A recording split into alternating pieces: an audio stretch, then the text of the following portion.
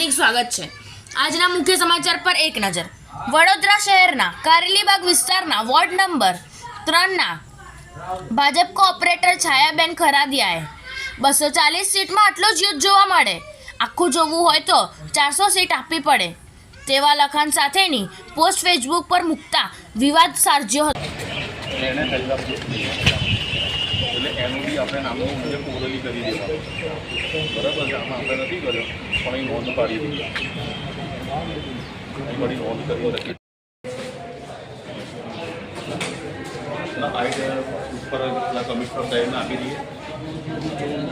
દઈએ, રૂબરૂ બરાબર થોડી એક્શન આપણને જોઈન કરવા મળે। રેડી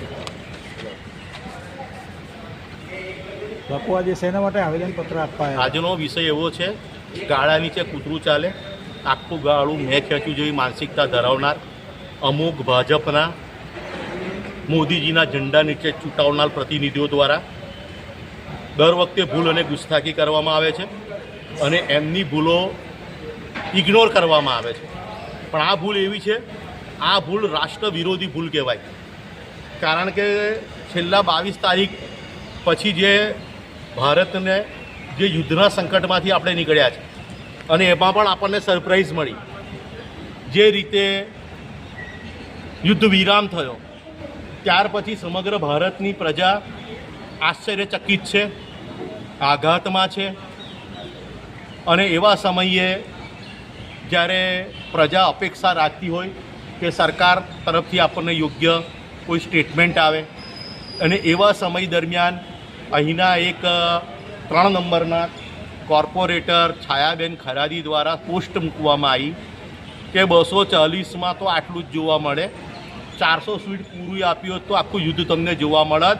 તો એ બહેનશ્રીને અને આવા જે ગાળા નીચે ચાલનાર જે માનસિકતા ધરાવે છે કૂતરા જેવી, એવાનું ખાસ કહેવા માગું છું કે વિરોધ પક્ષની અંદર કે શાસિત પક્ષ, આપણા ટોટલ 543 સાંસદો બધાએ એક સુરે ટેકો જાહેર કરી દીધો। આવા જ્યારે દેશની આપદાની અંદર સમગ્ર કોઈ શાસિત પક્ષ કે કોઈ વિરોધ પક્ષ નહોતા, તમામ ભારતીયો હતા, અને જ્યારે એક સાથે ટેકો જાહેર કર્યા હોય અને જ્યારે વડાપ્રધાન બની જાય હોય તો એ આપણા રાષ્ટ્રના વડાપ્રધાન કહેવાય, કોઈ ભારતીય જનતા પાર્ટીના પીએમ ના કહેવાય। અને આ પ્રકારની ભાષા મારા માનની આદરણીય કોઈ દિવસ મોદીજીએ પણ નથી વાપરી। તો આ ચા કરતાં જે કીટલીઓ ગરમ છે, તો અમે માનની આદરણીય આપણા જોઈન્ટ સીપી સાહેબને સ્પેશિયલ રિક્વેસ્ટ કરવાયા હતા કે બેન, માપદંડ બધા માટે સરખા રાખો। અને આ જે પોસ્ટ મૂકી છે, આવી રાજકોટમાં વોર્ડ નંબર 10ના ચેતનભાઈ સુરેજાએ પોસ્ટ મૂકી હતી। તો બેનને હું 2 હાથ જોડીને રિક્વેસ્ટ કરી, વિનંતી કરી કે બેન, આપના માટે માપદંડ સૌ માટે સરખા રાખો છો। તો આ એવા તો કયા અમૃત જળ પીને આવ્યા હતા કે તમે એમની પર એક્શન નથી લેતા? આ જ પોસ્ટ કોઈ સામાન્ય વ્યક્તિએ કે કોંગ્રેસે કે કોઈ વીરધર્મીએ મૂકી હોત તો તમારા માપદંડ શું હોત? કારણ કે આનાથી આજે હજારો પોતાના લગ્નના 10 દિવસ 15 દિવસ છોડીને આજે આપણા પુત્રો, આપણા દીકરાઓ, આપણા ભૈયા બોર્ડર ઉપર લડવા ગયા।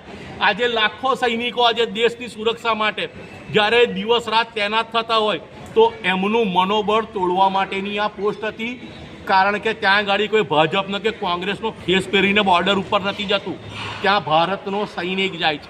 તો આ જે ચા કરતાં જે કીટલીઓ ગરમ છે અને આ જે પ્રમાણે આમની વાણી વિલાસ અને આ જે પોસ્ટ મૂકવામાં આવી છે, તો હું માનની આદરણીય મુખ્યમંત્રી સાહેબને, ગૃહમંત્રી સાહેબને બી કહેવા માગું છું કે પહેલાં આ જે બિલાડીઓ છે એમને સીધી કરવામાં આવે, અને જે સામાન્ય વ્યક્તિ પર કે દાખલા તરીકે 2 દીકરી બાયો જ્યારે મુખ્યમંત્રી પાસે પોતાની ન્યાયની માંગણી કરવા ગઈ હતી, રજૂઆત કરવા ગયા હતા, તો તમે એમને 3 થી 4 કલાક ડીસીબીમાં લઈ જઈને ટ્રીટમેન્ટ આપી।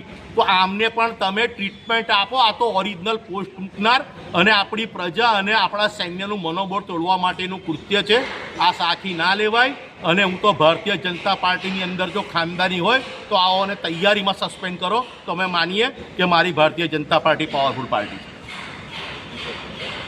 છે।